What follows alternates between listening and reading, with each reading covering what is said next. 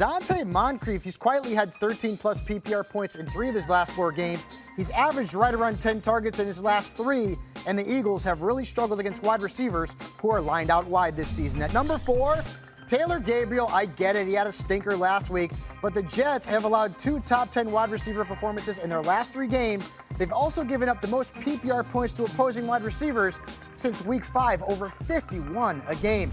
At number 3, Baker Mayfield. He scored 17-plus fantasy points in 2 of his last 3 games, including over 20 last week. And the Steelers have allowed the second most fantasy points, the second most passing yards, and the third most passing touchdowns to opposing quarterbacks at home.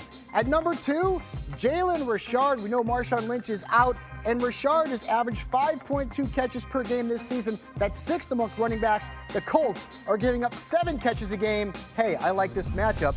Start Jalen Richard. And at number 1, Raheem Mostert. He has the most touches. He's played the most snaps for the 49ers backfield in the last 2 weeks. Matt Breida is banged up. Alfred Morris, well, his usage has sort of been inconsistent. And the Cardinals have allowed the most PPR points, the most touchdowns, and the most scrimmage yards to running backs this season. So Mostert is a very solid RB2 for your fantasy team. And those were my Fast 5 sleepers for Week 8.